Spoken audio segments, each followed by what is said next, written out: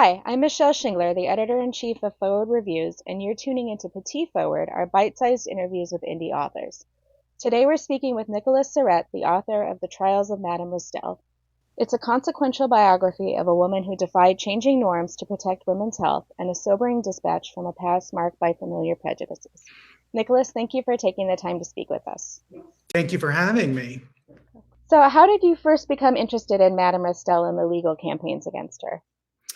So, Madame Restell appears in almost everyone's history of New York, history of sexuality, history of contraception. She's there. She's always there because she was such a major figure. So, for years, I'd known about her, but the only biographies that exist really sort of take her at the word of the people who most criticized her and are a bit like a caricature of a person rather than the person that I hope to be able to reveal in writing the book.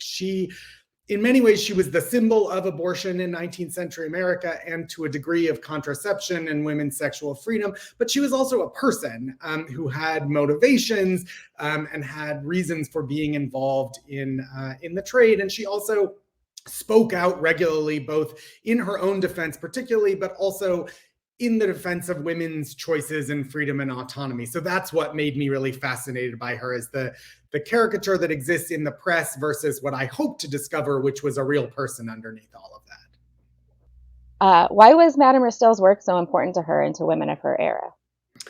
So the best way to answer that question, I think, is partially about context. She comes into being as a business person at a moment when the United States is really changing. More and more people are moving to cities. The middle class is sort of born in this era. And one of the consequences of this is, one, a lot more sexual freedom for people in cities, but also not enough ways of controlling that freedom, meaning that there's more sex outside of marriage, there's more pregnancy outside of marriage, and there's more of a demand for contraception, for the termination of pregnancies. It's also the era in which families are shrinking. Over the course of the 19th century, the middle class birth rate basically cuts in half.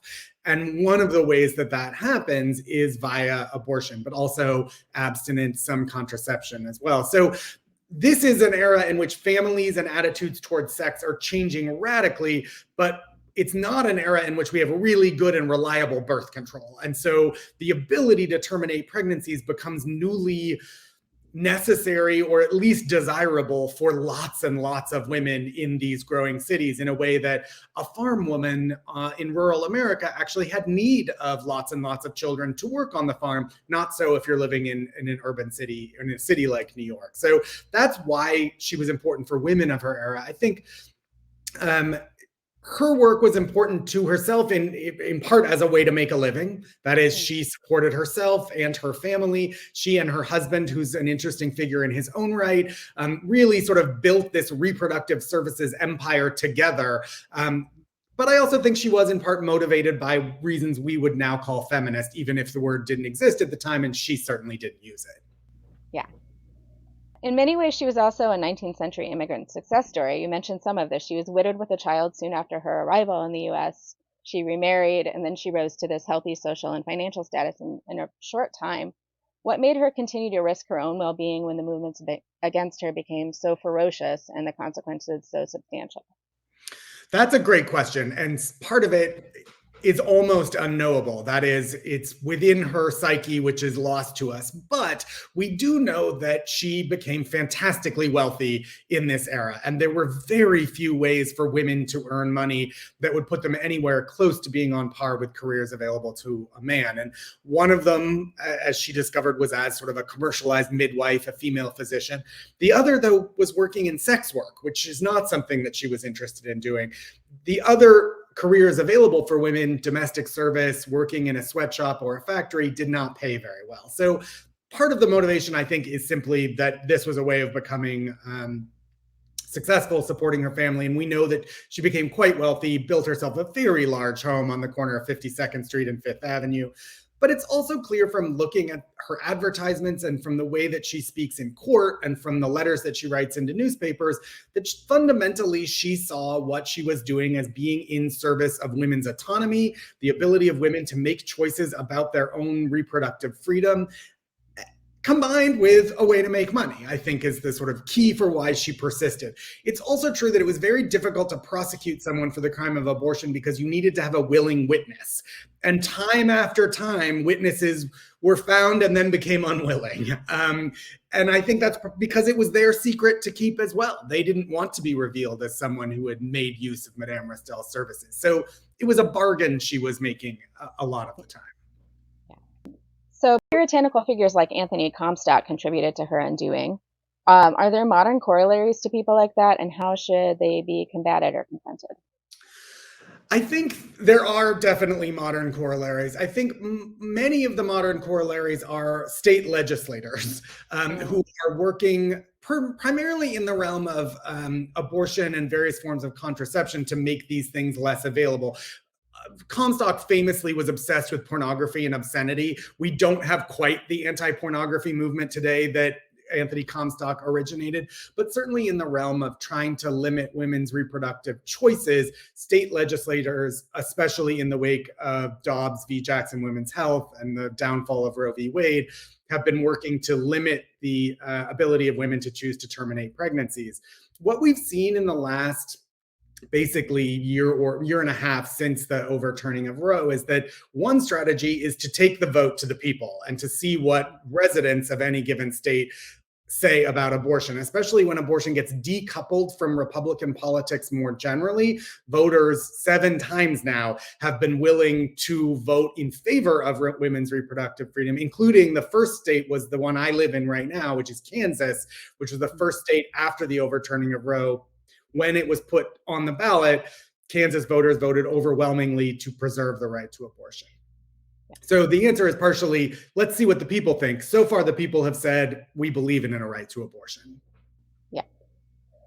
What do you hope that we've learned or think that we should still continue to learn from the anti-abortion battles of the 19th century? I think one of the overwhelming lessons is that abortion battles are often not about abortion. They are about gender, they're about women's roles, they're about changing sexuality, they're about different Americans' visions of what a family should look like and what women's roles should be. So a lot of the fight about abortion in the 19th century, as I alluded to when I answered your second question about context, is a whole lot was changing and it made people very uncomfortable. Single women becoming pregnant, married women seeking to limit their families. I think that there is among conservative legislators and those who vote against abortion a real belief that we can return to the 1950s somehow and a certain idealized version of the family that most women have decided they're not interested in having, that most women work at this point and seek reproductive autonomy because it allows for them to both have a family and pursue their careers. So I think we should ask ourselves, why are people upset and worried about this question at any given moment? And the answer is often not about abortion or the fetus itself. It's about gender roles. For sure. And for a slight switch, what are you working on next? About a year ago, became an associate dean, which means I have less time than I would like to have, but I have begun a project about formerly enslaved people in the middle of the 19th century who were manumitted or freed by the people who enslaved them, who were also their fathers and in some cases rapists, who took these formerly enslaved people north to various cities and set them up. And these sort of mixed race, Black, formerly enslaved people then made lives for themselves in northern cities. So in Cincinnati, in New York, in Philadelphia, and so forth. So I'm engaging with their papers to try to come up with some sense of what their lives were like, newly emancipated, freed people, but still during the era of slavery. That sounds fascinating. We'll look forward to that. Thank you for taking the time to speak with us. To our audience, The Trials of Madame Restell is on bookstore shelves right now. You don't want to miss out on it. It's a very important, very socially relevant history text. Thanks again, Nick. Thank you so much for having me. I really appreciate it. It's our pleasure.